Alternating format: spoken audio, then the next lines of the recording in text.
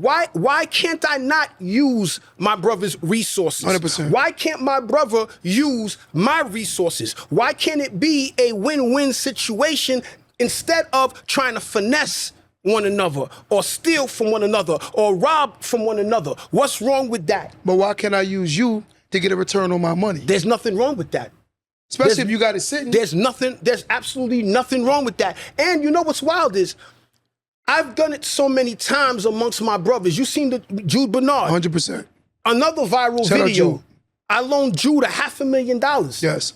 I loaned Jude, yes, and we're talking about a black brother, two black brothers. Yes, I loaned another brother of mine $500,000. He Both gave me a respectful return, and with that $500,000, he was able to buy a multi-million-dollar brownstone that he's setting up for Airbnb that's going to generate him anywhere from $60,000 to $80,000 a month. You know what it is though, and I hate this. When your horizon, like I always tell people, if you're in a building, right, and you're on the ground level, when you look out the window, all you see is everything that's in front of you.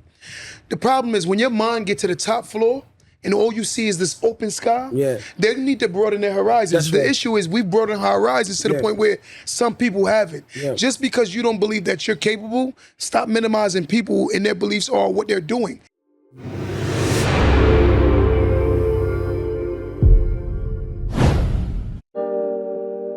Welcome to the Don't Let That Go Over Your Head podcast, starring Q the Boss. Yo. Welcome back to another episode of Don't Let That Go Over Your Head podcast. They call me Q the Boss.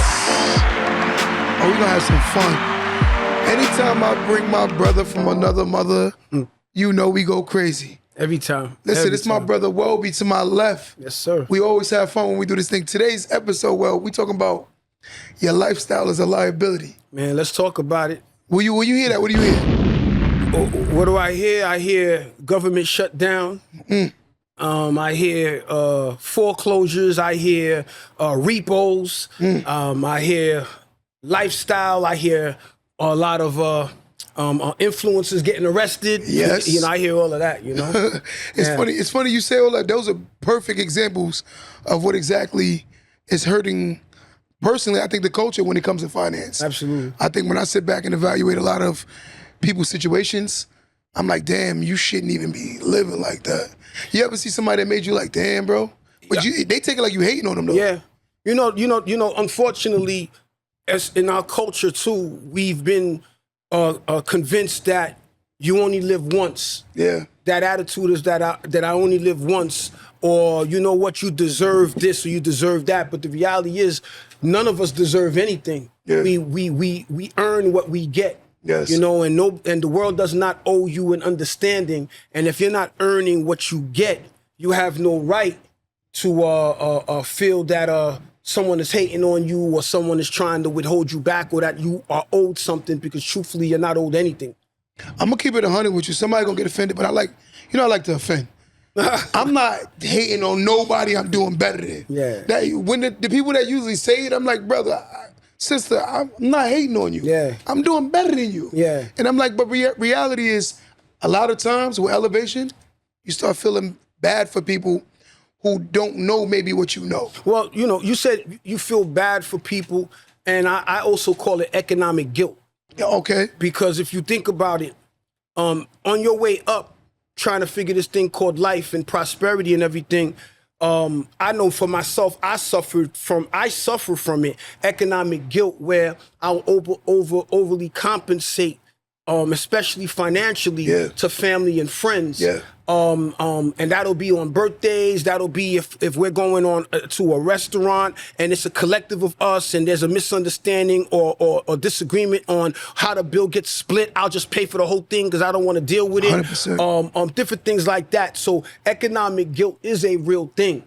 And I've had to work on that so that I don't allow people to take advantage of me or think that my kindness equates to being weak, which is far from the truth. You know something funny? Now that you say that out loud, I've been saying it for years. You know, survivor's remorse. Yeah. You know, when you make it out of a situation, like my family a lot of times try to guilt me into feeling that particular way. I only go out to eat with two types of people. Yeah. One is either A, if the bill is 3 people, We split it 3 ways and we call it a day. Regardless who ate Regardless of what we ate. Absolutely. Okay, the second person I go out with, either you pay the whole bill or I pay the whole bill. Okay. That's the only people I go out with. Right. I don't go out with people that's sitting there, oh, you had extra shrimps and you had, I'm not into that. That's bro. right. That's right. Like, And you know what I'm saying? I'm not into it. not only that, it's embarrassing too. Yeah. You know, so who got the time? Who got the time to deal with that? But being in the positions that of prosperity that people work for, a lot of the times people take advantage of you, and you either don't realize it or you put it in your mind to accept it to justify because of the position that you're in. And I've had to work on that for a long time, and I've gotten very good at saying no. I've gotten very good at demanding what's mine to be returned to me, or paying you to stay away from me permanently. I've gotten really good at doing that. You know something scary now, because like even in the dating world, like I'll get a woman that'll just slide in my DM and say, when are you flying me out? I say never. Yeah. You know, it's just weird because most people that I meet that's financially secure, they're financially mature. So most people I meet that's financially secure, they're financially mature. They don't make foolish decisions when it comes to money. Yeah. Or you're gonna go back to where you started at. Yeah. You know, it's like when I watch the people who misbehave with their resources, how they plan how they're gonna get out of their situation through somebody else's pocket. Yeah. That's crazy, Yeah, bro. yeah. That's crazy. Yeah, absolutely. You deal with that all the time, and you see people that think they have that sense of entitlement.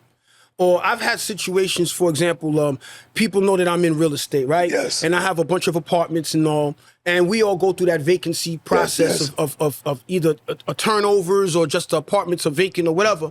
And I've had friends or supposed friends hit me up out of nowhere and ask me for an apartment. Or is there any way I could rent them an apartment?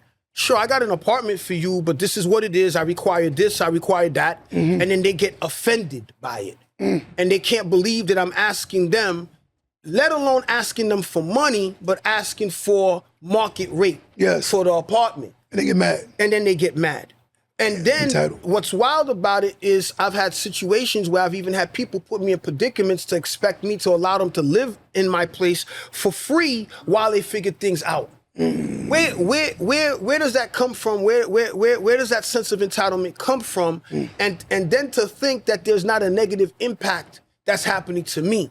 A lot of times people like to watch people from a distance, and they like to make assumptions. 100%. And they like to pay attention, and they like to see the car that somebody is driving. And then you assuming consciously that person or subconsciously that person must be doing okay. Or better yet, the high-rise apartment that they're living in, or the clothing that they have on them. And you like to think or believe that these people are doing okay. I bump into these people all the time and don't have 2 nickels to rub together. So don't make an assumption as to what you believe someone else is doing or not, because a lot of the times they might be in the same boat as you 100%. or worse. 100%. You understand? So I do got it, humbly speaking, but I ain't got it for you. 100%. I ain't got it for you. I got it for my loved ones. I got it for the special people in my life. I got it for them if necessary, because they earned that. You ain't got it for who? I got that for my family, my mother, my father, that special person in my life, but I ain't got it for you. Listen, the person that you know that you're going to have my back. Absolutely. Talk about the $50,000 thing we was talking about. Cool. So the other day, it's a couple of weeks now. I was driving by and I did a video randomly and about me pulling up to friends. And if a friend or people in your life does not bring value to your life, you're wasting time. So unbeknownst to Q, I stopped by and I walked into his barbershop and I said, bro, watch me, watch this. I need $50,000. And for those people that think it was made up, I wasn't playing. I don't need $50,000, but if I could break bread with my brother and we can make money together, why not do it? So it just happens to be that I videotaped it and I said, hey, Q, I need $50,000. I'll give you a good return. I need it by the end of the week. Would you do it? And what did you say? 100%. 100%. So he did it. So what you guys don't know behind the scenes is that he actually did send that money. I gave him a respectful return. I don't know if you want to tell the people, it's up to you, but I gave him a respectful return on it. My face says it. My face says it. Okay. My face says it. All right, so I gave him a respectful return. And what's better than eating with your own brother? Listen, because it's beautiful that you can borrow from somebody that you rock with, opposed to always got to go to an institution and borrow it. And that's OPM is naturally the every person that's wealthy borrows money. There is no person that's gonna have enough money to fund to the lifestyle that they want. A billionaire don't have $1 billion cash. That's right. You know what I'm saying? But what the people wanted to do, some of the people in the comment section, is that they wanted to water down the point of the video. You know they why? wanted to. Why is that? Because they don't got friends they can do that with. Thank you very much. That's really the jealousy factor. And when they tried to water it down, and they said that if a friendship is tied to financial or what somebody can do, then you don't want friends like that. You're lying to yourself. But also, their friendship is based on struggle. Thank you. The other day I said they don't have a friendship, they have a struggle ship. Thank you. And that's what they have. So now let's keep it real. Everybody in your life is meant to be used. 100%. Everybody in your life. You 100%. use your mother, you use your father, 100%. you use your brother, 100%. you use your employer, 100%. you use your friends. 100%. Everybody's meant to be used, but there's a big difference between using someone and misusing someone. So why not? Why can't I not use my brother's resources? 100%. Why can't my brother use my resources? Why can't it be a win-win situation instead of trying to finesse one another or steal from one another or rob from one another? What's wrong with that? But why can't I use you to get a return on my money? There's nothing wrong with that. Especially if you got it sitting. There's absolutely nothing wrong with that. And you know what's wild is, I've done it so many times amongst my brothers. You seen the Jude Bernard. 100%. Another viral Shout out video. Jude. I loaned Jude $500,000. Yes. I loaned Jude, yes, and we're talking about a black brother, two black brothers. Yes, I loaned another brother of mine $500,000. We could even clip that into this video. We will clip it. All right? We'll clip it. And he Both gave me a respectful return. And with that $500,000, he was able to buy a multi-million-dollar brownstone that he's setting up for Airbnb that's going to generate him anywhere from $60,000 to $80,000 a month. So, but you know what it is though, and I hate this. When your horizon, like I always tell people, if you're in a building, right, and you're on the ground level, when you look out the window, all you see is everything that's in front of you. The problem is when your mind gets to the top floor and all you see is this open sky, they need to broaden their horizons. The issue is we've broadened our horizons to the point where some people haven't.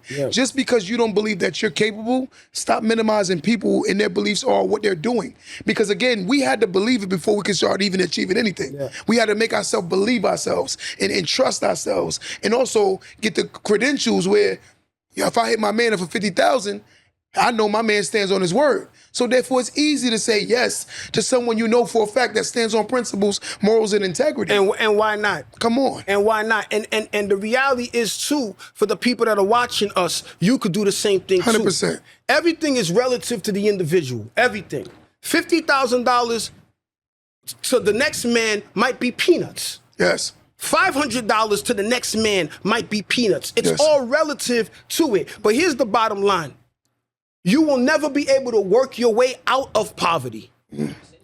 You're never gonna be able to, and especially in the economy that we have today. If you're expecting to work your way by putting in X amount of hours, and that's gonna allow you to work your way out of poverty, let's talk to the people that are making six figures that are living check to check. It's a lot of them. It don't work. A lot of them. In the society that we are in, or the economy that we are in today, the only way is to invest.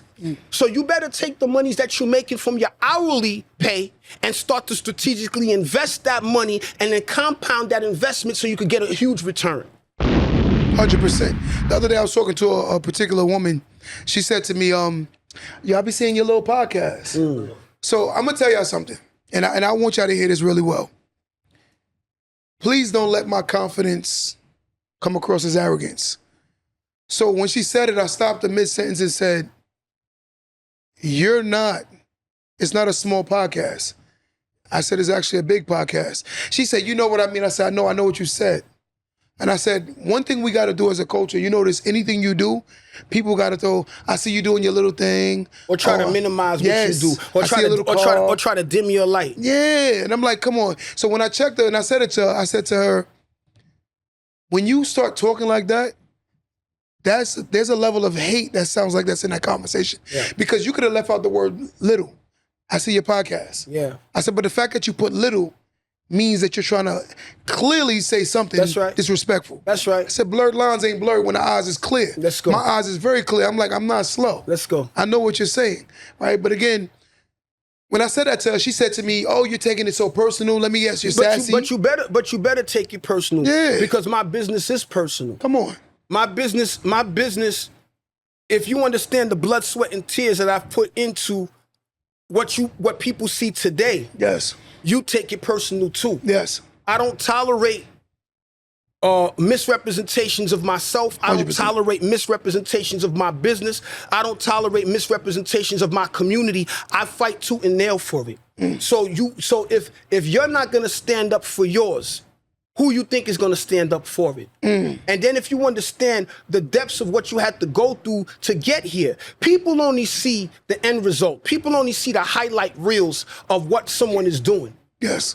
Yes. I'm one of the few people that give you the other side Receipts. of what it takes. 100%. I'm one of the few people that is vulnerable enough to tell you that I failed, and I failed multiple times to stand up and be the person Yes. and the man that I am today. Yes. Yes. I failed in every aspect of my life. I failed in relationships. I failed in business. I failed in credit. I failed in, you name it, I failed. I'm guilty. And the goal was for me is to learn from those mistakes so I can be better at it. 100%. So when we talk about what we're speaking on today, that your lifestyle is a liability, a lot of people are going to see that. It's a reflection on the actions that you take and the decisions that you make. 100%. But instead of getting offended, and instead of you being worried about the deliverance of the message, why don't you pay attention to what the message is? You know what it is though, and being fair, what you're saying is 99.9999% accurate. But the issue I see now, social media has given everyone a voice of opinion, even with no receipts. Yes. Right? We can show all our receipts, we can show our living situations, we can show our homes, we can show our assets, we can show everything. But yet and still, if it don't fit the mentality that the person has, they're gonna always rebel. For instance, I seen a comment, a person said terrible advice, but I bet you if you go find this person, they live horrible. Yeah, and they live horrible. And there's a huge chance that person's profile is blocked. Yes. With a fake picture. Yes. You understand? So it's Or they're standing next to a car that's not theirs. Exactly. So it's very easy for someone to throw rocks and hide their hand. Oh, come on. It takes a lot for someone to be vulnerable on these platforms. Come on. That's the reason why, truthfully, my personal stuff, I keep off. Yes. Yes. So for those people that put up that they're in a new country or they're on another vacation, I go on so much vacations that people never know. You never know where I'm at or where I'm going to, because some things need to be kept sacred. 100%. You're never gonna see me posting up with any woman that I'm with, showing the dinners that we eating. That it's never gonna happen. You're never gonna see me posting up anything about little ones in my life or not. It's never gonna happen. There's certain things that you got to be protective of. 100%. But when it comes to this real estate, when it comes to giving that game up, showing the truth about it, standing 10 toes on what it is it that I represent, I'll give it all to you. Because one thing I love about real estate, I don't care if we're going to talk about crypto.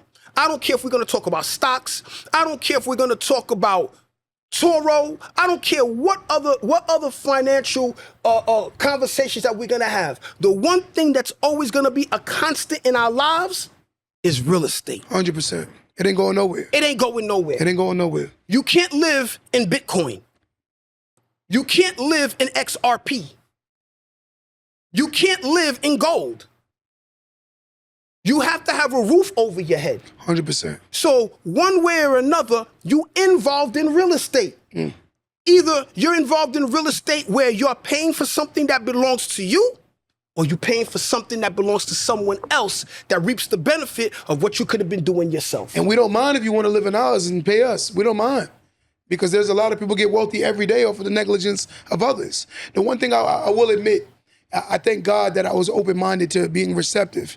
If I could really go back to the beginning of time, it may say 25, I would have definitely been adamant about buying my houses earlier. Yeah, but you know what? You don't know any better. Yes. You don't know any better. And then, unfortunately, too, our community of our people weren't educated in that. We weren't taught that. But that excuse is starting to get old too. You know what I like a lot of times. So say I say something about real estate, you have someone that say, "Well, your house is a liability." I'm like, not based on the price I paid for it. No, it's not. They don't understand that. No, I'm it's like, not. not based on the price I paid The for it. house is a liability in the manner that you bought it. Yes. How you're buying that property Yes. absolutely is a Come on. liability. And if we keep it very simple, very, very simple, a liability takes money out of your pocket, an asset puts money into your pocket. 100%. So if you are a person that simply bought themselves a primary residence, which there's nothing wrong with that, it's okay if that's what you're doing, Yes. but you're living there, but you and your spouse are the ones that are financially maintaining and paying for that property, you have a liability. We talked about this last time you was here when I told them what my mortgage was. Yeah. And I told them what my house is worth. Yeah. I have more equity in my house Absolutely. than what my house mortgage Absolutely. And in reality, how many people can actually say that? is. Not a lot. Especially the people that bought during the pandemic. They got smoked. Especially the people that are buying today. They got smoke. I speak to these people every day. Yes. So it's not, so if you're buying a property, especially at the prices that people are buying today, irregardless of what the interest rates are, irregardless of who the politicians are, the way that they're buying today, you're buying yourself a liability, 100%. not an asset. And then if you're buying these properties supposedly as an investment property, let alone the people that are buying it as a primary residence, but the people that are buying these properties as supposedly an investment property, you're putting down an astronomical amount of money, 20% down, 25% down. Some of you are putting down 3.5% or even 5% down. You're barely even cash flowing, and then you're being convinced that it's an asset. It is not an asset, it's a liability. 100%. But you know, like when you talk to like a lot of people, this is what I said, like with social media, it's a dangerous space. Yeah. If you don't know how to utilize it. Yeah. If you don't know how to weed out the weeds. Yeah. The weeds could look like a flower if it's behind a flower, right? And sometimes they can speak the same language as the flowers. Yeah. So therefore they believe that these conversations are real. When I listen to some of these people, they say things like, you know, like you always talk about getting to the closing table. And I'm like, you got to the closing table, but you got ripped off at the closing table, Thank you. right? When I see some of the points on their deals, I'm like, oh my God. You know, the thing know? is that I've gotten a lot of flack when I've said that getting to the closing table is not a win. Instead of taking it personal, It could be a win for somebody, but not could be not the person that purchased. instead of taking it personal, listen to what I'm saying to you. I have conversations with individuals. When people call me for consultations, I have a one-on-one conversations with me. I shut up and I let you express to me what is the end result that you expect with this property. Okay. So if your end result for this property is simply for a roof over your head, I'll be the first person to applaud you. If you're telling me that you're buying this property with the intent of scaling and utilizing this to start to build yourself a portfolio, you shouldn't have bought the property the way that you did. Of course not. Of course not. So when you got to the closing table and you're excited about buying the property, what you don't realize is that everybody surrounding you are like wolves. I'm talking about the realtor, The lawyer. the lender, the lawyer, the contractor, Seller. the inspector, the seller. They're looking at you because you're the one taking the entire responsibility for every single one of these people at the table to get paid. The QB, the qualified buyer. So the win is for those other people. But you're not winning in the manner of how you bought that property. No. You're No. not winning. So simply getting to the closing table is simply not enough. And it's because it looks good for social media, Yes. but it don't look good for your reality. Absolutely. How many times have you sat with people who brag about having properties, but when you see the amount of debt they acquired opposed to what they're bringing Yeah. in, it's scary. I saw a brother, and I appreciate him putting it on YouTube. And he was showing how he recently purchased a 22-unit building. Okay. He's somewhere in California. The 22-unit building is negatively cash flowing. Wow. At the forefront of it, he got excited because he said he's buying a 22-unit building. Sound good. And at the price, in comparison to the market that he's in, he got himself a deal. At best case scenario, if the properties was fully rented, at best case scenario, he would be generating $3,000 in net income with a month. 22 doors. With 22 doors. Diabolical. That is diabolical. So people get caught up. What's the mortgage? He didn't give the full scope of those numbers, but at the end of the day, for anybody that's experienced, it doesn't take long for you to evaluate that property to determine if that deal is a deal. His plan for that property is that to hold that property for at least 3, he said, if I remember correctly, it's going to take somewhere from 3 to 7 years to stabilize that property. My brother, you're wrong. It doesn't take 3 to 7 years to stabilize a property.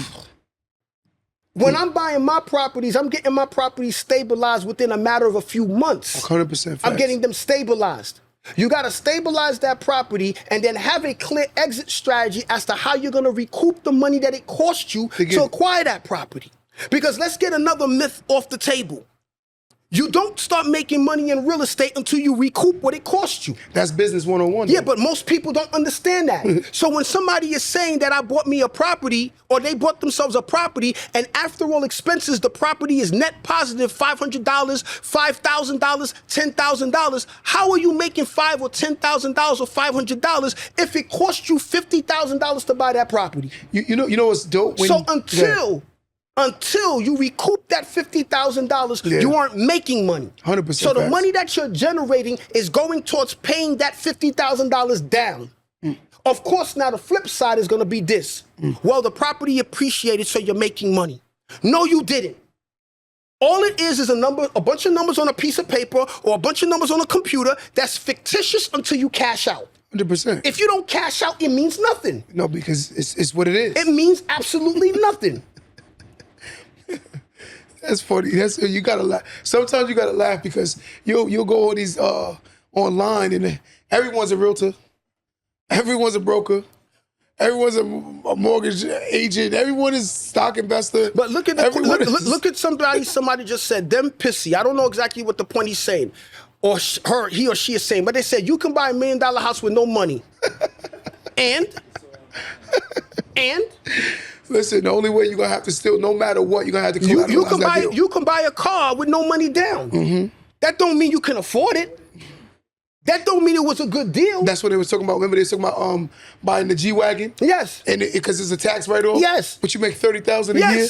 And they talking about you buying a G-Wagon for a tax write-off? There's no such thing as free. So that no down money process that you're talking about, there's a cost to that. 100%. There's a cost to that. So when people are saying that I can buy myself or they can buy themselves $1 million property, no money down, and let's talk the numbers. Because here's what happens. Yeah. Here's what happens that a person doesn't want to accept. Okay. Cool, no problem. You bought that $1 million with no money down, but now you owe $1 million. Okay. Did you just hear what I just said? 100%. You bought that $1 million, that $1 million property with no money down, but now you owe $1 million. The importance of you understanding how to properly evaluate a property to determine the end result of that property before you buy that property is most important. Yes. Anybody can buy real estate. Anybody can buy a car. Anybody can buy jewelry. Anybody could go on vacation. As long as you have decent credit and you want to put that debt on your shoulders, you can do it. It's already been proven. People have been doing it forever. There's a guy that come in my shop, and he bought his first primary. He got a house, and now he's trying to buy a second one. And he's sitting there talking to me the other day about a CPA. You know what that is, right? Yes. So I'm sitting there listening to him. So I said to him, you know that's illegal, right? It's not. I said, I'm not asking you. I'm telling you it's illegal. Exactly, yeah. So he's arguing. I said, yo, y'all gotta stop watching these YouTubers who's telling you things. They give you so much of a piece, but they leave out a major piece of it. So therefore, they take the piece that sounds good to them, and then they go with what they hear. And I'm like, a lot of times, when you hear people talking, I tell them, like the person that's talking now, I tell them, let's sit down and let's see what you have. Yeah. Let's see your portfolio. Yeah. Let's see everything you've done. Let's not go off of what Dave Ramsey said in the video, right? Where that's a person that has accomplishments. Yeah. I like to see the people that do the talking. Let's see what you have. You know, the thing is, it's scary. It's scary. And then once again, with social media, you can portray and you could present whatever it is that you like and then go back to your reality. 100%. You could rent out a place or rent out a jet or rent a car and take 4K shot videos and speak more eloquent than the average person and make a person believe that this is who you are. 100%. I'm happy for you if you can do that. But the sad part about it is so many of these people that doesn't have a business mind. So you generate the money, but you don't know what to do with the money. 100%. So now you take the money, you squander the money, and then everybody gets a run. Regardless if you're famous or not. Everybody gets a lick. Regardless if you're famous or not. When yours come, what are you going to do with it? But if you think about this narrative. If you take a person right now, they're getting business credit, but they don't even have a cash flow in business. I'm like, you're signing up for, every time I listen to these people tell me about to get business credit, I'm saying you're signing up for business credit. And you don't even have a cash flow in business. So the only way to pay for the money that you're about to borrow is from your personal job money. You know, we talk about business funding. And I want to be careful how I respond to it because I don't want people thinking I'm taking shots at people because I'm really not. However anybody's getting their money, yes, do your thing. That's from the people providing the business funding and the people receiving the business funding. Okay. But there's a responsibility that comes with that. 100%. Okay? So a lot of the things that people are doing to get access to the money, I was doing that shit 20 years ago. 100%. When I talk about being wiped out, talk about having legal issues, talking about them boys knocking on my door, it's because I was doing that 20 years ago. Yeah. So now, anybody can get the money. When you get the money, now you have to pay a hefty back end fee under the table. Yep. Cool. That's between you and whoever you're doing it with. Yep. Now you got the money. You have zero game plan on what to do with the money, but you're responsible for the monthly payments of that money. 100%. So now, you thought you made your situation better. Congratulations, you now made your situation worse. So here's the thing. When people talk about getting the monies in the manner that they do, getting them under LLCs or other methods, yes, they're also convinced that if you don't repay it, don't worry about it, the bank is just going to let it go. No, they're going to smoke your primary Listen credit. to me. There's going to be some people that are going to get away with it. You're right. The banks will never come after them. But what if you are the person that the bank decides to have a conversation with about the information that you provided on that documentation? So people are saying, yeah, that never happens. It happened to me. It's a very uncomfortable conversation 100%. when they're asking you, you see this documentation that you signed that said that your statement, it better be truthful. Better match your finances. And it better match your finances. 100%. And then you're sweating and it doesn't. And then they start talking about the legal ramifications. It gets serious out here. You read this right there, this bottom. I'm a decent man. Buy a house and let people live in it, stack up the equity. See, that's so base. That's like kindergarten of real estate. That sounds so generic. That's what but I it's did. so much more. You understand when you become a landlord, you also become a social worker, yes, right? you do. You all know that when you become a landlord, you also become a psychiatrist. You gotta know learn that, how right? to manage expectations. You understand that when you also become a personalities. landlord, you become a maintenance man, right? Yes, you do. So I thought all I had to do was buy. Everyone thought that. And then move somebody in. And I'm good to go. And then they pay. And we live happily ever after. That's not how it goes. It don't work like that. No, it don't. You got people that are professional tenants. Yep. That their intention is not to pay the rent. I saw a guy go into real estate, buy his first house. Yeah. Legit, move in his basement, right? He was banking on the whole house, covering all his expenses. Yes. The first thing he went and do is bought a car. Yeah. Bought an expensive car. Yes. His car note was like $1,700. So realistically, without the car, could he afford his mortgage? Yes. Yeah. But with the car, could he afford his mortgage? No. Yeah. So fast forward, he does this whole move. He had his brain display. As soon as he get the tenants in there, first 2 months they paying. By the third month, it's lit. Let me give you what happened to me. They went in foreclosure. I'm gonna give you a scenario what happened to me recently. Extremely that's a true term. I just had a property. I just have a property that I just finished renovating, and it's a new build construction, 3-unit property that I bought, right? So when I got the property, and I renovated the property, then I passed it on to the realtor to get the property rented out. Okay. So the realtor presented to me a couple of tenants, and some of the tenants that she presented to me, I'm hiring you to do your due diligence for me. 100%. So the tenant that she presented to me, I just didn't feel right with that. But I asked the realtor, did you do your due diligence? Did you check this? Did you check that? Yes, yes, yes, yes, yes. The tenant and his 2 other people living with them went to go get a one-shot deal. So for people that don't know what a one-shot deal is, every city municipality offers that to people that are tenants that are behind on rent or even moving to a new place. Yes. So they paid their 2 months security for them and their 1 month's rent. So the tenant moved in paying 2 months security, 1 month's rent, and never paid rent after that. Now just think about this. The average person that just buys their property in a situation like that is gonna get wiped out.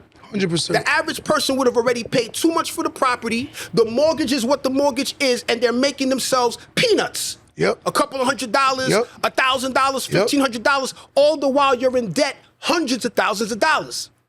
That property generates me in net income $4,000 a month. So I'm net positive $4,000 a month. And for those people that are probably asking in the audience, I don't have a penny of my money in that property.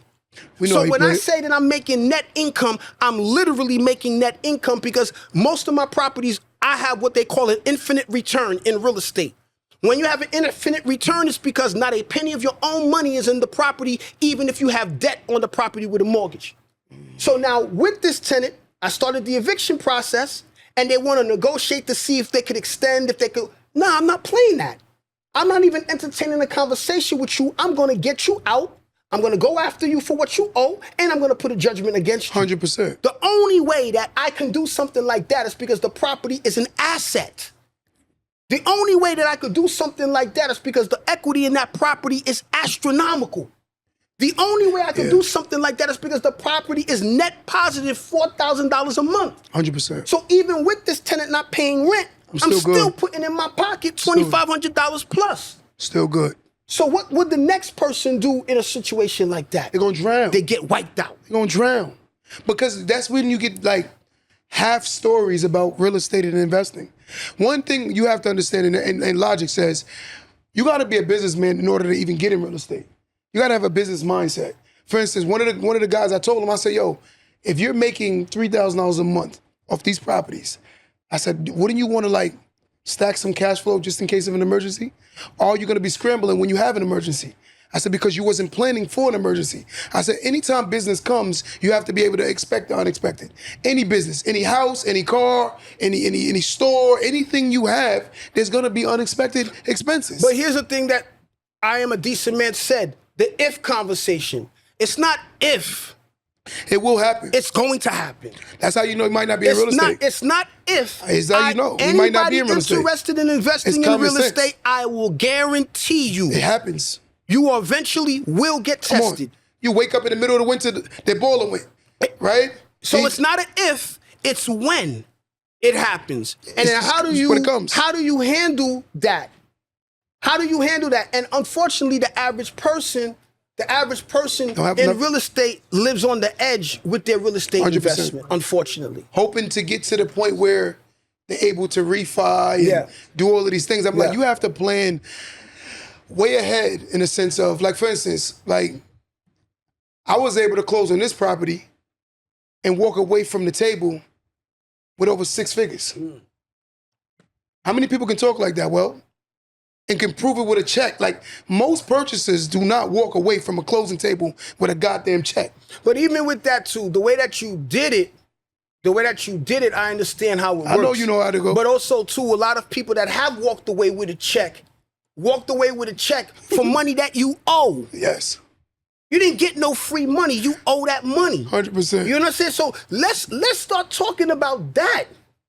When people are doing these creative financing things, I'm not against that. Yes. But if it's aligned with what you expect the end result to be, you wouldn't do a deal that way. 100%. 100%. And how do you know if it's aligned with what you want? You have to start with properly educating yourself. That's why I said you gotta know business before you jump into a business. Yeah. If you take a house as an investment, right? And as an investment, you have to understand that by creating, for instance, your primary, that's your personal. Yeah. But anything outside of that, that's your investment. It's true. So there's the businesses. Yes. Each one of them have their own LLC, right? My properties, most of them have. So yeah. so what I'm saying is they're standalone businesses. Yes. So they hold their own, and you have to create it as a business. Yes. Its own bank account. Yes. Its own everything. Yes. It's beautiful when your house has a problem and it pays for itself. That's right. That's what a lot of people don't understand. They don't go into business thinking like that as far as real estate. One of the things that I'm so thankful for is that none of my properties cost me money out of my pocket. But you got to go into it because somebody probably like, he could buy houses with no money. Yeah. But this man has a high net worth, guys. Let's just establish that. So for example, the property I just gave an example of, it nets yearly almost $50,000 a year in net income. So given the fact that I don't have to live off of that money, the money is there to maintain and sustain the what ifs of real estate. 100%. So I've had multiple properties of mine. Even up until yesterday, I have another property in mind where the tenant is moved out. I have to turn over the property, repaint, repair flooring, and different things like that.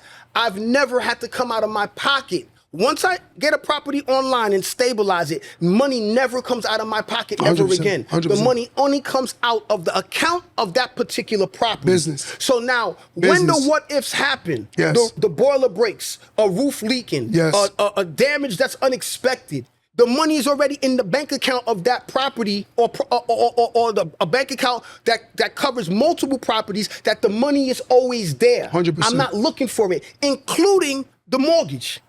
That's what they don't talk about. Yeah. When you listen to a lot, that's how I know a lot of people, they have the knowledge a little bit to a degree when it comes to talking about real estate. Yeah. But they don't have the real receipts. Yeah. Right. And then a lot of times, I want y'all to hear this really well when you're taking advice from people that own real estate. Make sure you ask them where they doing real estate at. Yeah. Because there's certain areas where you can go buy a whole single family for $50,000. Literally. $50,000 where we at ain't even a down payment. Literally. That ain't even a damn down payment on the house. Right. So just be mindful when somebody be like, I own 4 houses. That could be $200,000 in houses. Yeah. That could be nothing. And mind you, and congratulations. And I do respect it though. And congratulations on a person in that particular situation. And it's also relative to individuals because the process of acquiring it is always similar, but we also have to put context into it 100%. As well. Absolutely. And that's what I'm trying to say. If you take just me and your primary, like, come on. Yeah. Come on. Yeah.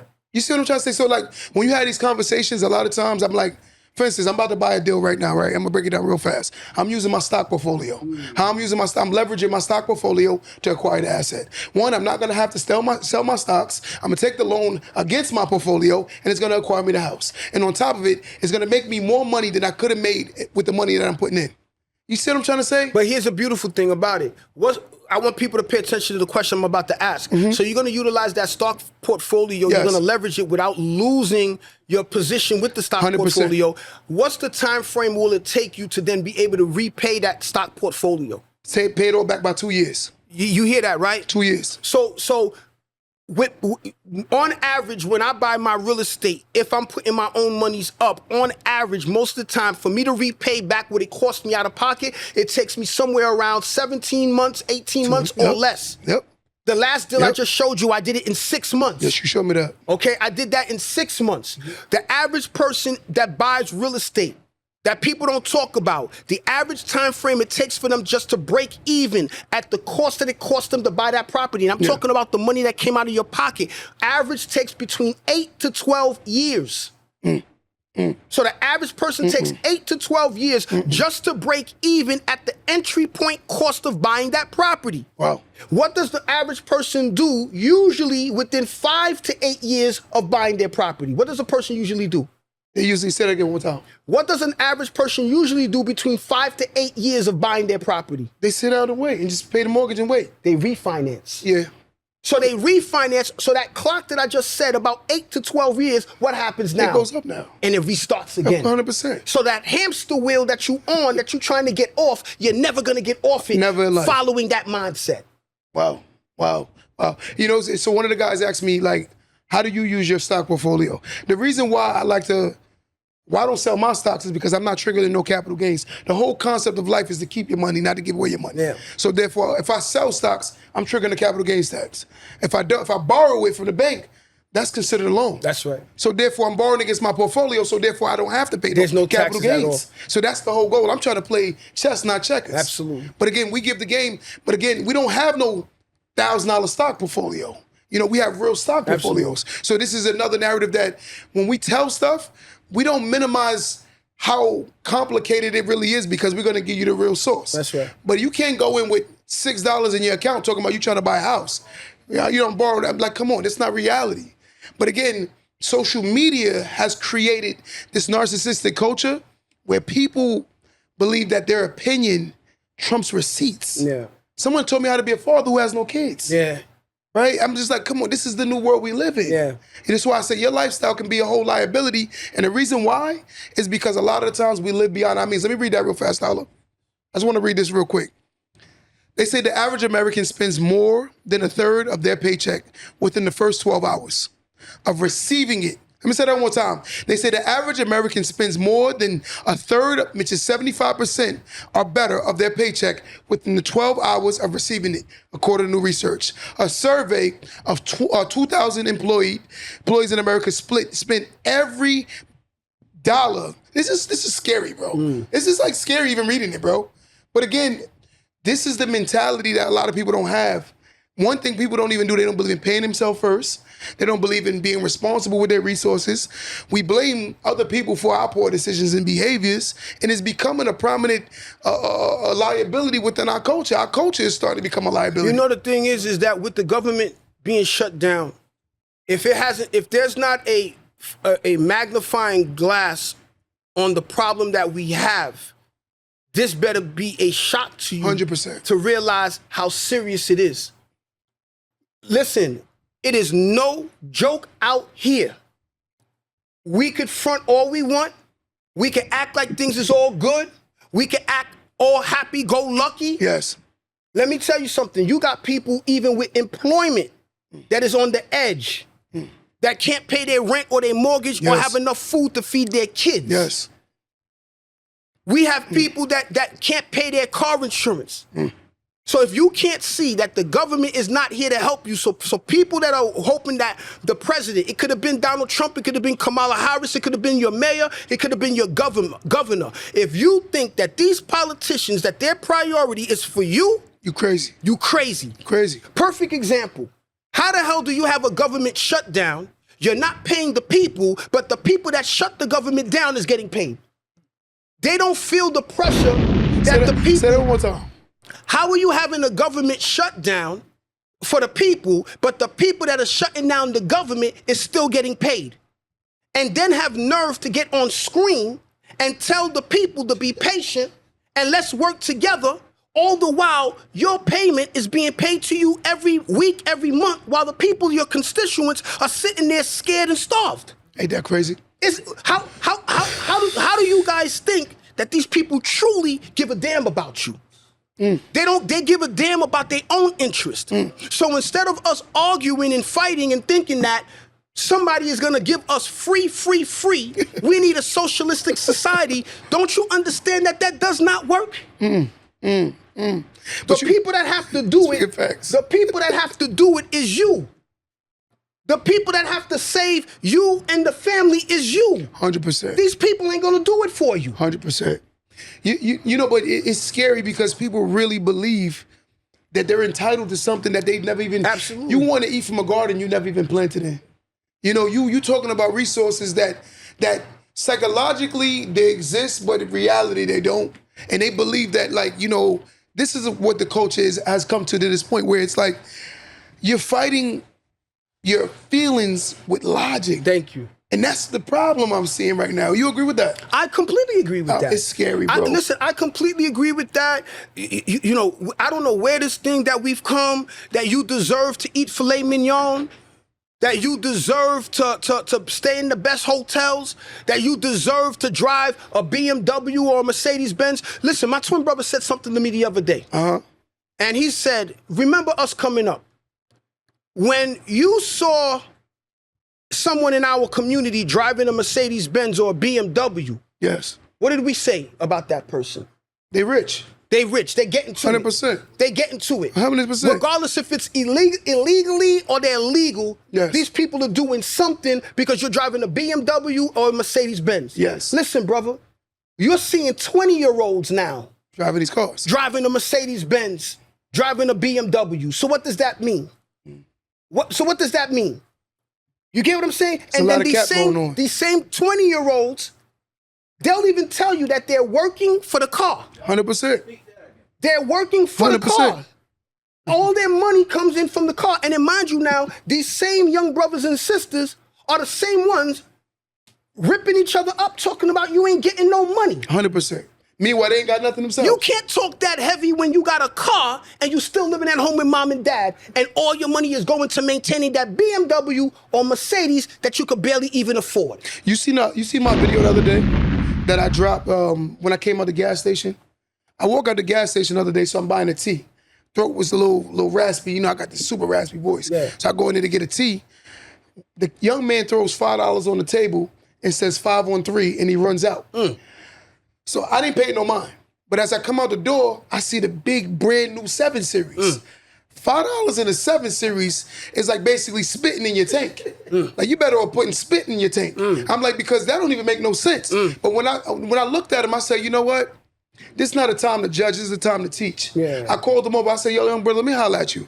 Let me holler at you. So I walk over to him and I'm like, yo, $5 in a 7 Series?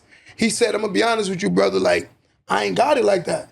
So I said, but why do you drive this when you're one maintenance payment away from being repoed? You're one payment away from being repoed. You're one gas payment from being sitting in the driveway. I'm like, this don't make no sense. And the thing is that I just wish that the people would understand that a bigger thing is happening that's setting you up. Yes. They creating these. So now, mind you, the dealerships is making all the money. Yes. The banks is making all the money. Yes. The insurance companies is making all the money. Yes. You taking the responsibility of purchasing these things that you can't afford, so that you could appear to look like you're doing something. Yes. And then ultimately, in the long run, you end up losing it anyways. Wow. You ain't something scary? My neighbor the other day, right? He lives around the corner. His house is worth almost $2 million, right? Yeah. It's right in that realm. We're talking the other day. He's about 65 years old. He's finally about to buy the car of his dreams. And I said to him, and you got a house that's worth almost $2 million. Yeah. Like I would have thought you would have been did that. Right. He said, I'm retired. Yeah. House is paid off. Yeah. Now I'm gonna get the car of my dream. Yeah. And I'm looking at him like, wow. But you know the thing is, my heart goes out to the young people today. You guys are in I think the best time ever of opportunity, 100%. but also in the worst time ever. Social media. Because everything is so fast at your fingertip, delayed gratification sounds crazy to you. So the thought of someone telling you, listen, man, you're doing great, keep moving at a nice, easy pace, you'll get there. You can't tell a 20-year-old, 25-year-old that you should chill out with doing these reckless things. No, they're gonna need to do it now. They're gonna need to do it now. And then I love to hear the response, tomorrow isn't promised. You're absolutely right, tomorrow isn't promised, but tomorrow hasn't been promised to most people for the last 50 years. And we still do what you gotta do. You've been saying it ain't promised for the last 50 years. Yes. So in the last 25 years of your 50 years, you ain't learned your mistake yet? It's scary, bro. You ain't learned your mistake yet? It's scary, bro. They say they have a YOLO mindset. He's right about that. I'm gonna give y'all a chance to call in.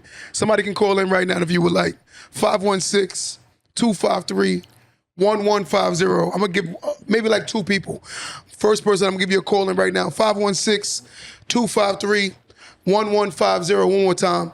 Pin the number for me one time. But what you're saying is 100% facts. And it's sad because it's like we're dealing with this nuance of culture. So many people don't have no logic. And it's like you try to teach them about compound interest. You try to teach them about patience. You try to teach them about constantly chipping away at success. You know a rock can cut through a mountain if you keep letting it keep dropping on that mountain. It will eventually cut through the mountain. But I'm like, but again, you don't even believe. You're talking about a drop of water can cut through a mountain. Yeah, to give it if you enough just time. Yes. over time it's gonna start chipping away at it. But again, they don't look at it like that. They want a laser.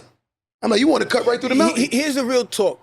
I never had me a big homie Me either. or somebody to put me on. And I'm not saying that to brag. I wish I had somebody ahead of me that did what I aspired to do to be able to achieve the things that I'm doing today. And that was legit. And that was legit. Yeah. I was bumping my head to stand as the man I am today. Yes. You people don't have to do that. No. There's so many resources in front of you that you don't have to go through that. You don't have to suffer the manner that I suffered. You can do it better and faster than that. 100%. But you know what it is though? This is the generation of, like you said, microwave. Everyone wants to wake up successful. Everyone wants to, it's my money and I want it now mentality. And it's sad because it's like, I have a homeboy, right? Real fast. He actually caught a lawsuit and it was giving him $250,000. He took the money early, right? Out of the $250,000, he ended up walking away after they got the money. He got it so early, well, he only get $90,000. Oh, wow. So he lost. Do the math. You know what I'm saying? What's going on, caller? Caller.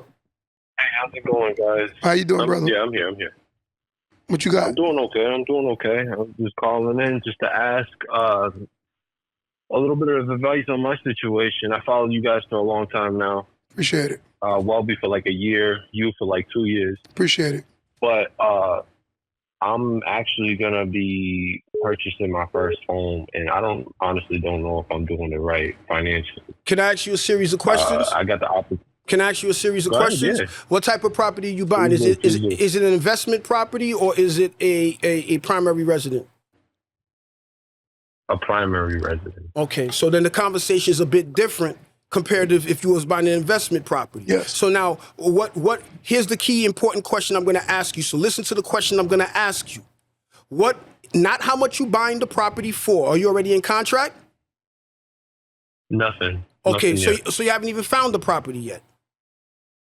Not yet. Okay, so that's a whole different other conversation. So now, if you're buying yourself a primary residence, what is the mortgage product that you're looking to use? We have conventional. We got approved for a conventional loan, but meaning what? You're gonna put down You 20%? You're putting 20% down? No, they gave us an offer to be able to put down 5%. Okay, so here's the thing for our community. I want to stress with my community, I hate the fact that we always teaching our people to put the least amount of money down buying real estate. So you're going to be buying the property conventional, granted, but it's pretty much not that much different from buying the property that's an FHA. So you're putting about 5% down. At 5% down, what is the mortgage, the approval that you said that you have, that they gave you? It ranges. I mean, I'm looking to get something for like 400. Okay. I'm in Massachusetts, so okay. You know the market is expensive. So let's just say 400,000. At 400,000, at 5% of 400,000, you know how much that is? 20,000. 80. You heard him, right? No, how much is that? 20,000. So at $20,000, then you have to come with closing costs. So let's just say altogether you're going to spend roughly around $35,000. Yes, correct? Yes. Correct. Yeah. Okay, so at $35,000, you're gonna put $20,000 down. You're gonna have a $380,000 mortgage, and then I don't care about interest rates because a lot of people love to talk about interest rates. We don't care about interest rates because when you look at what a 5% interest rate is or 6% interest rate is, when you look at the bigger picture, it really doesn't change much. So whatever the interest rate, it doesn't really matter. So let's just say today the interest rate is at a 6%. At a 6% interest rate with $380,000, your mortgage payment is going to be somewhere around, I'm going to say $2,800 to $3,000 a month, taxes and insurance included, correct? You follow me? Okay, so that's $3,000 that you're going to spend. Now, when you spend all that money, of that $20,000 that you're going to put down, how much more money do you have left? Outside of that, the $35,000 that you spent, how much more money do you have? That's the thing too, is that I'm gonna be pulling this out of. Just answer my question, please. I'm just putting that out. I understand. Just answer my question. After you spend that $35,000, how much you gonna have left? Roughly. I'm still gonna be having to pay that $380,000 80. You're gonna have to pay the 300. Because you're gonna be borrowing that money from the 401k, or you're pulling that money from the 401k. You got to pay back the 401k too. Which one are you Yeah, doing? I gotta pay back the 401k. So okay, too. so now you're gonna have a mortgage of $3,000 plus the $35,000 that you borrowed, and we're not even talking about the rehab costs that you have to do or anything else like that, right? So now I'm not against you doing it. I'm not against you doing it. What I would like you to understand is to be clear on what you're doing and why you're doing it. When you understand what you're doing with yourself and your spouse, I'm assuming you're doing it with someone else as well? Yes, sir. Okay, so when you guys are doing that, when you finalize and put all the monies down, so long as you're satisfied with it, then do the deal. Read that. I'm about to see that. I'm about to get to him. I'm about to get to him. As They be long talking, as bro. long as you understand that and you're comfortable with it, then do it.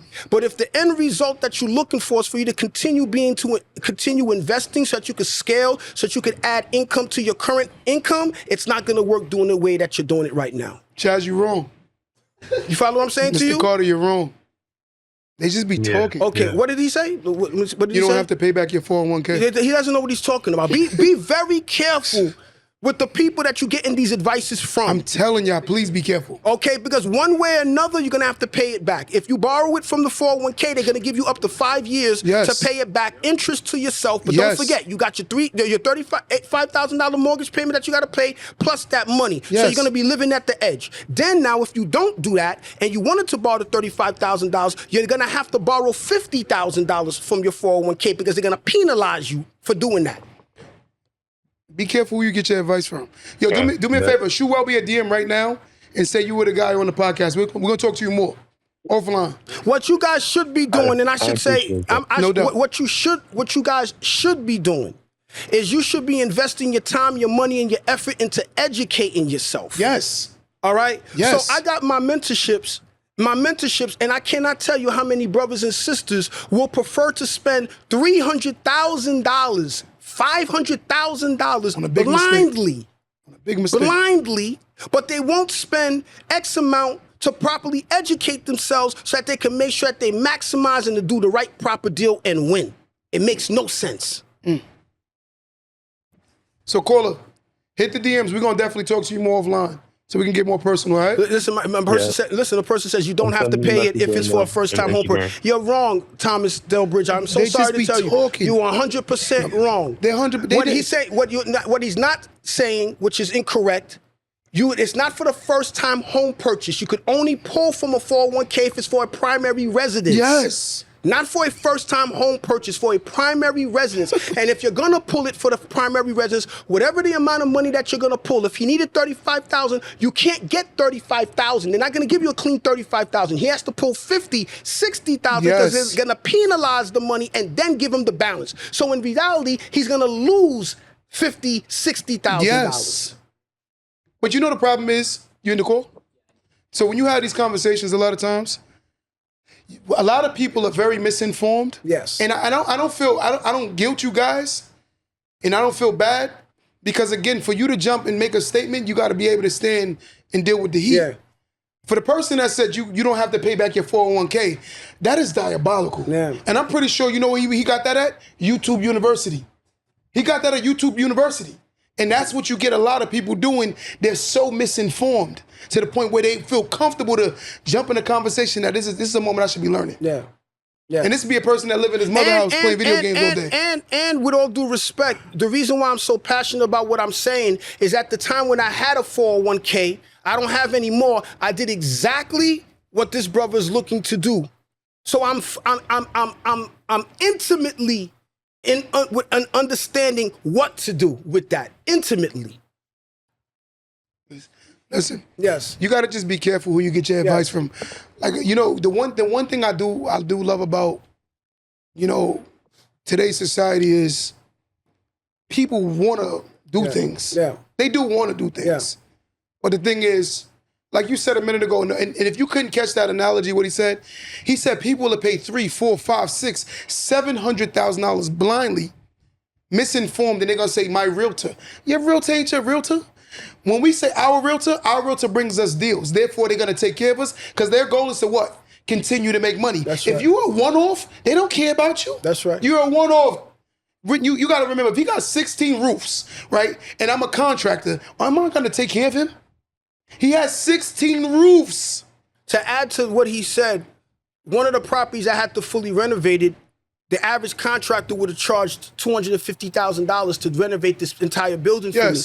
The same building, I got it done for $140,000. Wow. The same building. And why was that? Because of the amount of work that I provide my contractor, and he's constantly working for me. So the way that he will treat a consistent worker, investor, is not going to be the same as that's somebody that's going to be just doing one deal, and then the contractor will probably never see that person 100%. again. So, but again, you have to know the relationships matter. Right? Because what might cost you something don't cost me the same. Absolutely. The other day, this lady was doing her sighting. Yes. She told me to do a sighting in, let's say, in New York State. She asked me how much. I said, how much they charge you? Mm-hmm. She told me $28,000. Sure. I said, man, that man better put some lube on that thing because he's tearing you up. Yeah. I said, $28,000? Yeah. She said, yeah. I said, no. I said, but you're a one-off to them. That's right. They don't really care. That's right. They just want to make their money, That's right. send you on your way, and you off to the races. Well, I'm glad that you said that because that's a beautiful, beautiful segue. That's the reason why I put my contractor mentorship together. A lot of the people that are on this live, a lot of the people that are watching this video are people that are either investors or are going to be investors, or in one way or another, you're going to be dealing with a contractor. Yes. One of the biggest fears of real estate is dealing with a contractor. Oh, yeah. And the reason I put my mentorship together is because when people have taught other people about contractors, they've taught them how to be a contractor, how to cut 2x4s, how to swing a hammer, how to install shingles. That'd be business. I've been in the game 22 years and I've never done any of that. I've never installed my own roof. I've never ran my own electric, and I don't need to know how to do that. That's why you have these professionals. But as an investor, it is extremely important for me to have the ability to lead, direct, and control the people that works for me, 100%. including the contractor. 100%. So if you're a person that wants to learn how to properly work with a contractor amicably, have the ability to sleep at night while spending tens of thousands of dollars and having your project completed in a timely manner, on time, on budget, or probably even under budget, you want to be a part of this mentorship. It's second to none. It's the best thing out here moving. So if you're an investor or even a regular person that's going to be doing a situation with a contractor and want to learn how to work amicably, we're not here to hurt contractors. We're not here to take advantage of contractors, but we want to show you how to work properly with a contractor. Comment the word contractor, and on any one of my pages, somebody from my team will give you a call. You're going to get a link to your DM. Somebody from my team will give you a call. My next mentorship is going to be going down very soon, and you definitely want to be a part of it. Watch this. So someone said, I have a crew of 5 Hispanics who travel between 3 states who only do my jobs. Wonderful. But they got to be permitted. They got to be licensed in all 3 states. Not contractor on here. I'm so sorry. You got to go to my Instagram, @mybest197. Somebody just posted it. Yes. If you go on my Instagram right now and go to any one of my videos and comment the word contractor, a link is going to be sent to your DM. Listen, I'm almost sold out. It's going to be, it's a banging ass class. If you want to be a part of it, go to any one of my videos on Instagram at @mybest197. Comment the word contractor, a link will be sent, and somebody from my team will give you a call and have a conversation about the importance of this class and also the vital role that your lender plays. Yes. Because the contractor is going to affect your lender, and your lender is going to affect your contractor. 100%. And I'm going to show you how to have the two of them work collectively together and for you to and to help you make a whole bunch of money. But again, you the one thing I like is the fact that the receipts. Yes. One thing I will admit about my guy, Welby, one thing, why we gotten close is because we prove everything we say to each Absolutely. other. And that's the one thing I love about him. Yeah, I know I don't vouch for nobody unless they're legit. Yeah. I could bring 1,000 people on the show, but I'm scared that they're not who they say they are. And a lot of times when I do ask these people that say, for instance, they're in business, I want to see something. Yeah. I want to know who I'm sitting next to and comfortably, and I say this, comfortably be able to co-sign the person. You ever see the show? I don't want to say the show, but it's a mainstream show. Yeah. They brought a lot of people on them shows. Yes. And a lot of people came out to be what? Oh, fraudsters, I guess? Yes. Yeah. But again, now it hurts their credibility. Yeah. So I make sure that if I bring somebody over here, guys, they legit. Even with our conversation before the podcast started, my brother was like, "What?" I'm talking about Q. Yeah. Hey, what do you want to talk about? Like, what's the parameters of what you want to talk about? Yes. And I told him, listen, I don't like setting up in that manner because it's not authentic.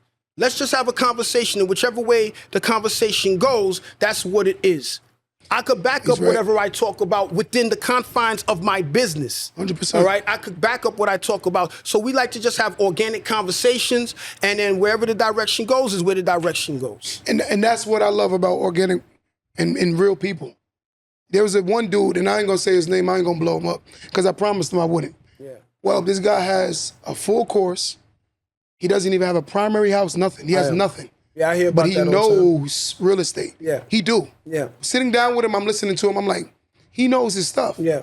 But then one day we was about to go live together. Yeah. I said, yo, let's go live and show each other, show our followers our houses. Yeah. He's like, nah, bro. And then when we got off live, he was like, yo, you can't be putting me on the spot like that. Yeah. And I said, what do you mean? He started telling me, I said, oh, that's crazy. But you know what it's like? It's like a boxer, right? There's a lot of people that know boxing and know boxing extremely well. But they can't fight. But they can't fight. And then imagine that boxer like a Skip Bayless that's commentating you and critiquing you as far as being a boxer. You're getting bloodied, you're getting punched in the face. Yes. And then they're critiquing you about strategies of what you should have done. 100%. It's no different than real estate. 100%. I got war stories of what I've been through and what I still go through in this business. What? You understand? What? So when you have people that anybody can throw a shot and hit a three from a distance. Anybody can do it. Now do it again. Now do it again. Mm-hmm. Or better yet, like my brother just said, pressure. Throw that shot with pressure on you and let me see you do it. Put the game on the So line. now here we go. Here's where I want to go at now. The pressure is on now, people. 2025, we're at the tail end of 2025. We're about to enter 2026, and the pressure is on. The people that you've been seeing that's been preaching and promoting real estate, you know when they say when the tide comes out, you're going to see who's been swimming naked? You started already seeing them already. If you guys look at the landscape of real estate on social media, don't you remember how loud it was in 19, 20, 21, 22, 23, 24, and the beginning of 25? Don't you see how quiet it is now? I wonder why. Now it's only a handful of people, including myself. What I've been preaching and what I've been talking about, go to social media and go check since 2018. I've been preaching the same shit. I've been saying the same thing. Yes. Everything I've been telling you about the fundamentals of the business is what I've been utilizing and applying. So now what's happening in this market? So the feds just dropped interest rate again, and I see people that's going crazy. Who cares? The Fed just dropped the rates. It's not going to affect directly the interest rates of mortgages. It's going to do an extremely minimal amount, change to the interest rates of mortgages. 100%. The problem that we have is that the properties are overly inflated. The property values are overly inflated. So the average American is never going to be able to buy. Can't afford it. The only people that are going to continue buying are people like myself, or people like investors that have worked and put their time in to have the money to be able to buy. 100%. So what do? Public? You better start what do you call that? Crowdfunding. Not even crowdfunding. Striking. It's the rates. You better stop buying these properties at these prices. You better stop recklessly spending your money. Be prepared, because the opportunities that are coming, the majority of people are going to be ran right over. They can't afford it. They can't afford it. Can't afford it. All right? So there's opportunities. I just got offered a deal on a 10-unit building. 30 cents on the dollar, everybody. I'll go half with you. I mean, I'm paying cash for that shit. I'll go half with you. 30 cents on the dollar. You understand? So while most people are worried about the minimal things, the interest rate and minimal things like that, there are people making astronomical money. Yes. And you could do the same thing. Because they understand the market and they understand real estate. Because again, like, me and you could live directly next door to each other. Yes. Closed the house and bought the house the same day. Yes. But we could have bought the house completely different. Completely different prices. We had a video that went viral. It's Yes. still running crazy right now. Yes. It got over 1 million views. If y'all don't believe me, go on my Instagram page. You're going to see that at the top left, and I'm in all black. A matter of fact, with the same type of sweater with my logo on it. Yes. And I was expressing how one person bought the same type of property like I bought, same neighborhood, but we bought it differently. 100%. The person bought the property for $300,000. Yes. Used FHA, put 3.5% down. Yes. That came up to about $15,000 plus closing costs and everything. Altogether, he spent $30,000. Yes. And I bought the same type of property. Yes. In the same neighborhood. Yes. But I bought the property where I can force appreciate it. So instead of buying it for $300,000, I bought the property for $120,000 and I put 25% down. The 25% came up to $30,000. It's the same money that the person that came up with the FHA loan that spent $30,000 with the closing costs and everything, we both spent the same money. But 100%. Here's the difference. The person has no equity, but now I got a potential of $180,000 in equity for the same type of property in the same neighborhood. I got to ask you a question. 1 second, let me cook.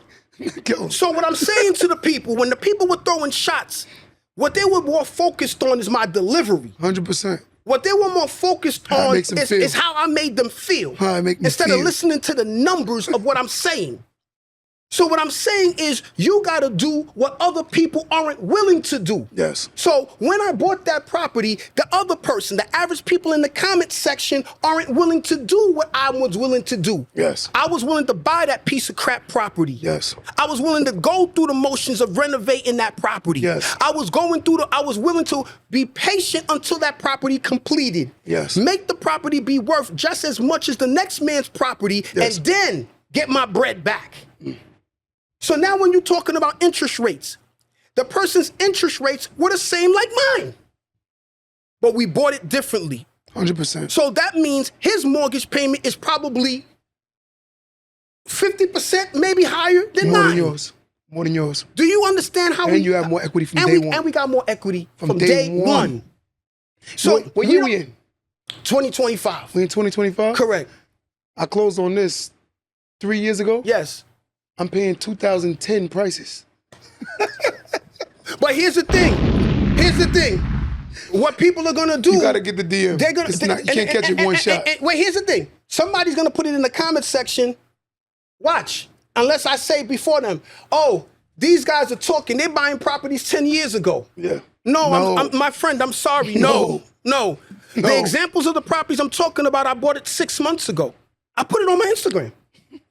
I bought it 6 months ago. The property I'm talking about with the 3-family that's worth $500,000. Yes. I bought for $120,000. I got $300,000 in equity. I bought the property 6-7 months ago. See, that's the thing. You got to learn the process, guys. A lot of times, be mindful of who you're getting your information from. A lot of these people, they learn like the big words. Yes. What to say. It sound good. Yes. But they don't know what they're talking about. And not only that, they learn the big words, and then they also learn simplicity. They want to tell the people, oh, you don't got to work. Oh, don't worry about it. You can buy and have passive income. Don't you want financial freedom so that you can have time to play basketball with your kids? Semantics. Don't you understand that that's a lie? That's not saying that you can't achieve that, but not in the manner that you thinking that you can. 100%. All right, not in the way that you thinking that you can. And then I want to also say, most of the time when I speak to people, people are also saying that they can't wait to quit their 9 to 5. Where you going? Nowhere. Your 9 to 5 is what's been maintaining and keeping you and your family. Your 9 to 5 is what's been putting food on the table. Regardless if you like it or dislike it, you need to respect it. 100%. Because your 9 to 5 is going to be the first investor that believes in your dreams. Yep. So then that means you better have some respect for it. You better get to work on time. You better leave on time. You better do what is needed in between. And in between, that's when you invest in your business outside until you put yourself in position to be able to get free. You get what I'm saying? So let's talk about the job market and the layoffs and how it's going to be hard for even to get a job with this AI technology coming down. Yes. What do you feel about this? AI is the best thing happening. I want this guy Chaz to call in. And I wish Chaz would call in. I would Chaz would call in, man. I want to go crazy. Well, respectfully, of course. Not I would disrespectfully. I would love Chaz to come in because what you're saying is incorrect. A lot of it. A What lot you're of it. saying is incorrect. But they say you know what my coaches say, empty barrel make the most noise. Empty barrel make the most noise. Call in right now and let's have a discussion. There to go to phone number 516-253-1150. Don't throw a rock and hide your hand. Let's see if you're confident enough to come on here and have a financial discussion. And let's see. A lot of times, I'm telling you, within the first 10 minutes, you can weed out mad at the cat. Mad at the cat, bro. Because it don't be adding up. It don't be making sense. Yeah. Now, to answer your question about AI, I could see why a lot of people are concerned about AI and their employment. But here's the thing, AI is not going anywhere. So the reality is you have to adapt to it and pivot with it and find a way to use it to benefit you.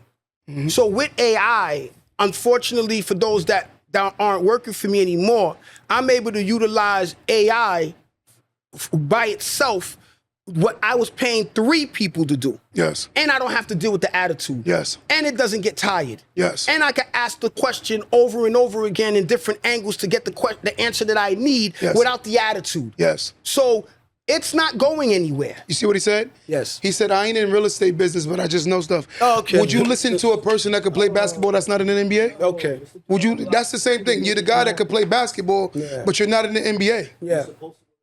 Like, just because you know a couple of things don't mean you should be the Listen, man, loudest in the room. the reality is this too. Can you not go on YouTube and learn how to do heart surgery? Come on. Can you? Will it not give You know you all the terminology and all. And it'll give you a step by step, right? Yes. But I highly doubt that you would want to sit and put yourself on the table and let that person that learned how to do heart surgery off of YouTube cut you open. Hell no.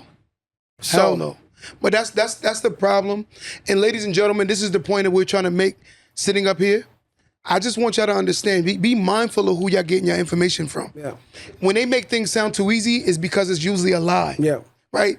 I hate you don't need no money to get a house. I'm like, this sounds crazy. Yeah. The only people I know that's able to do that, right? They're able to, they have assets that could balance out the deal. Yeah. So of course I'm gonna give if I know you got $1 million and you ask me for $1,000, will I give it to you? Yeah, of course. So if a person ain't got $1 and they asking you for $1,000, would you give it to them? No. That's the point. Yeah. So the people that talk like that, I'm like, they got to give you all in depth of why they're able to get this money. For instance, Mark Zuckerberg borrowed on his portfolio the other day. He got a loan for 1%. You know why? Because the bank is 99.9999% gonna get his money. That's right. They know he's gonna get his That's money. right. So he's able to get a 1% interest rate on his money. That's right. 1%. That's right.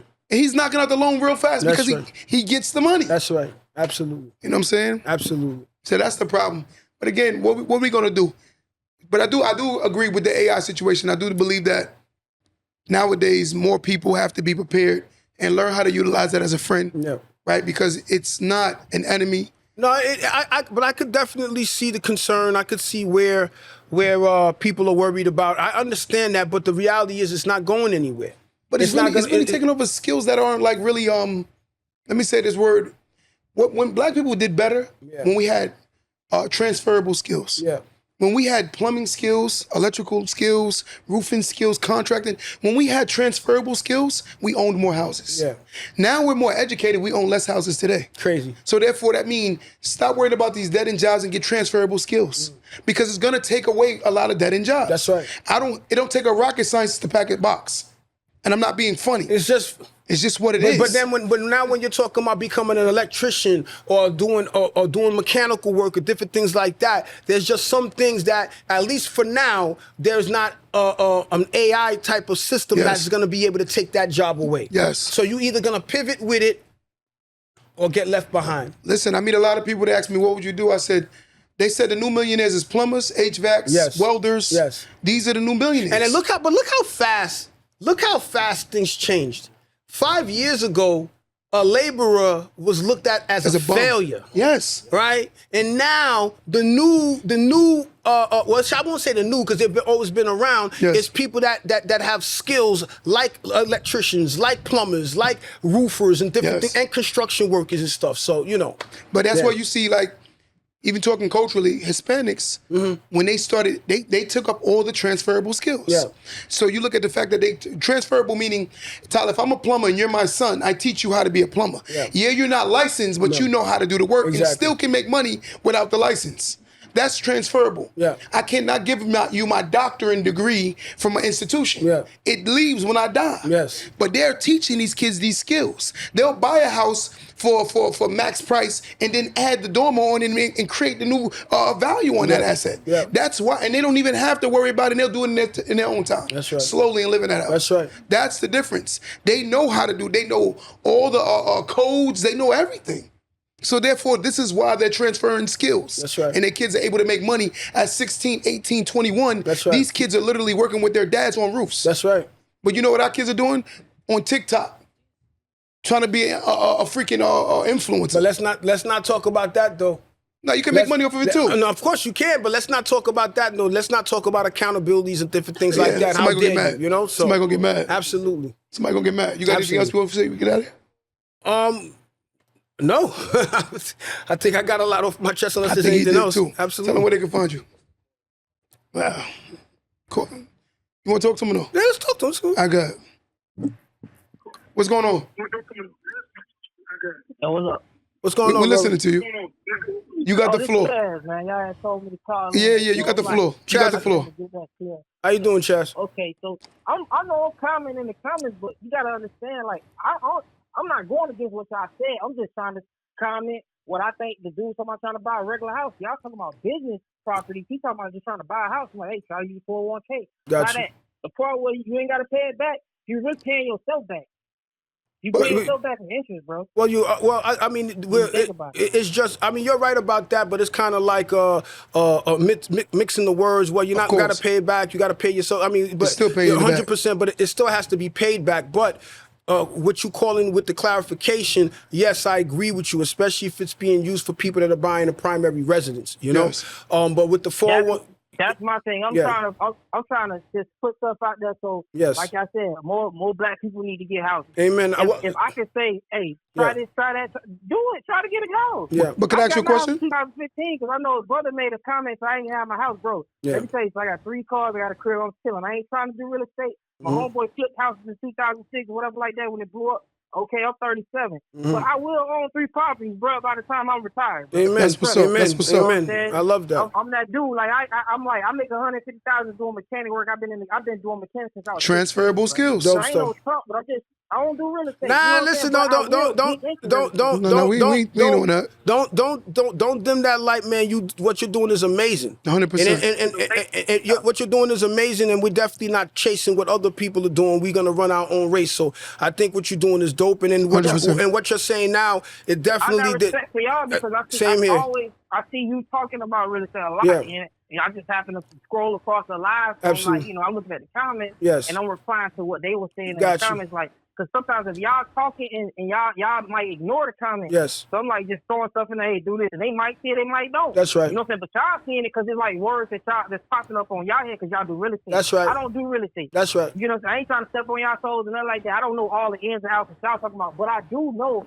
enough about real estate. You know what I'm saying? I know how, like, you say you buy the land, you get the survey done, then you get the permits, you get the blueprint of the house. Yes. You get the blueprint, get it done. Okay, cool, but you all start a loan from the bank, they got to prove that. Mm-hmm. And then you pay on that loan for 6 months till the house get built. Now you can flip the house. I know that. You know what I'm saying? I'm just saying, I ain't no guru or nothing. Agree. Can I say something? Can I say something real quick? Yeah. Let me say something. Yeah.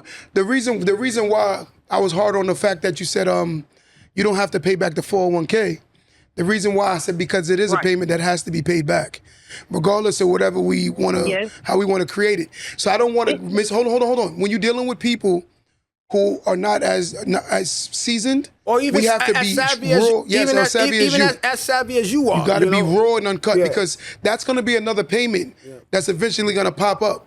That this person has to equate to his finances. That if they're barely able to afford the mortgage, they still got to worry about that 401k payment back too. That's right. So you got to acknowledge that's going to exist. It's going to come. Real talk, what Chaz is saying, he got a lot of truth to what he's saying as 100%. well. And that's why even these conversations are good, because with the actual call, the clarification is made better 100%. so that we understand. So he's giving positive information on it, and I'd like to think that we are too. And, Chaz, thank you so much for that. Appreciate that. Hey, I just want to say one more thing too. Yes. Is property taxes. A lot of people buy pre-construction houses and they get these FHA loans and they're saying once the taxes get Because they paying way more taxes than expected. That's But right. They're gonna sell them the house. Yep. Now they paying these taxes. Now they try to sell their house because the taxes cost too much. Because they never assessed them I yet. would buy an older home Power. that already got established taxes. That's right. If you're just trying to buy a primary home, That's right. you know what I'm saying? 100%. Take that and you can actually get money off of that house that house that's already built. Powerful. You know what I'm saying? I'm just saying, like, No, that's powerful. a lot of That's people cool. wanna That's get a powerful. flashy brand new house. That's right. What you're 100%. saying, You know what I'm saying? what you're Get a saying, regular house, bro, like your starter home. You know, that's all I'm saying. That's what you're facts, saying is, though. that's what you're saying is powerful. Exactly. You're 100% right about that. Chaz, we appreciate the Thank you support so too, my much, brother. man. I appreciate you, brother. I appreciate you so much. All right. Give it up brother. for him. Have a good one.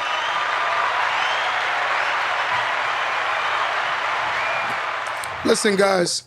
When I can't say, Chaz, thank you so much, but what I also need people to also understand, when we put our posts up, right, or even when we're having these conversations here, there's always so much more information to be provided, but 100%. people expect that from a minute and 30-second Instagram clip. Can't. It's so easy for the person after the fact to try to dissect it and say, oh, but you didn't express this, you didn't express that. Yes. A lot of the times you might be right, that we probably didn't express this or we didn't express that. But the foundational information It's there. is there. It's there. All right. And then now all the other little extra stuff that could have been or not, of course there's always going to be add-ons that you can, but we have to stop focusing on the delivery and pay attention to the message. 100%. 100%. Tell them where they can find you at. Man, you can find me at all social media platforms, but predominantly Instagram at MyBest197, Apple Thomas Mary Yankee BEST197. That's on Instagram. Also, too, if you guys want to tap in with me for a consultation, if you want to be a part of any of my mentorships, you could click the link in my bios of my Instagram page, or you could comment the word contractor, or you could comment the word kickstart for my next mentorship, and tap in with me, and I'm gonna show you why they say I'm the hottest brother out here moving in this real estate space, and I'm here to help every one of you guys. Listen, guys, I appreciate you always showing love. We don't come on here to create problems. We don't come on here to argue with people, but we do come on here to enlighten people. You notice me and we have done so many episodes because we actually want to give back to the culture and help people educate themselves. We find people all the time who have been misinformed and they're in bad deals, and what we would like to say, they're underwater in their deals. And it's sad because they was misinformed by someone who knew basic knowledge, but again, didn't understand how to assess a good deal. And that's what his program actually teaches. So this is why we keep bringing them back, keep giving them more information, keep dropping these gems. Guys, we want to tell you we love you guys, we appreciate you guys. But till next time, don't let that go over your head.